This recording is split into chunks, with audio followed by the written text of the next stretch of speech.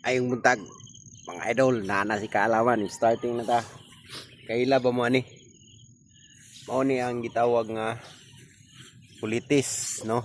Kung wala mo kaila ani, karon kaila na mo. Kani siya number 1 jud ni siya sa produkto sa Vita Plus. Mao ni siya ang ginatawag nga kulitis. Magulay ni siya pero daghan kay ni siya benepisyo sa ato ang kalawasan mga idol. Ang benepisyo ani makakuan pod ni siya sa anti-diabetes o pwede pod ni himon og tsaa, no? Ang yang dahon mukuha mo dahon ani. Unya lami pod kay ni mga idol og naa kay mga kanang unsa ni preskong isda sabon nimo perting lami jud. Unya mao ning kanunay nga kay nakuan man ko sa Vita Plus, mao ning kanunay amo ang gina-explain kaning kuan sa kulitis. Makatabang pod ni siya magpatinaw sa mga high blood, no? Ang yang kuan, ang yang benepisyo sa ato ang kalawasan mga idol. Mao na ayo mo pagduha-duha mga idol ug namoy mga kulitis diha pagkuha na mo ani.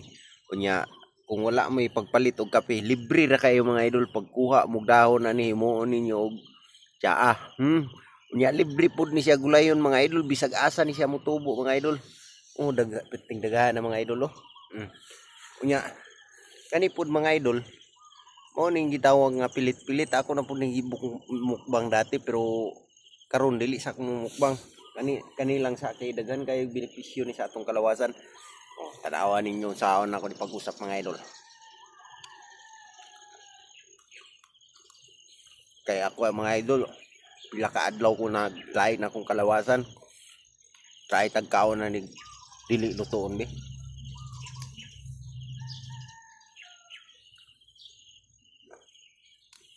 Kulitis mga idol. Pero perting lami adi eh. Mo gitawag nga kulitis. Pagkuha ng mga idol kay kung wala mo ipagpalit og kape, labi na sa mga krisis karon nga panahon, dapat magkuha mo ani.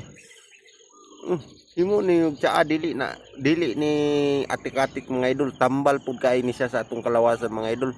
Katabang ni sa atong kuan, health. Epektibo kayo ni mga idol.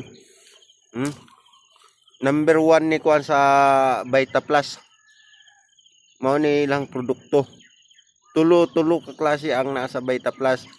Miracle 3 is kanang kuan mga idol, kanang malunggay. Unya mao yung isa kulitis. Nga pa isa. Tulo ang kuan sa gulay, kanang talbos sa kumunti mga idol, dako pud nagtabang sa atong lawas mga idol. So katura daghang kayong salamat.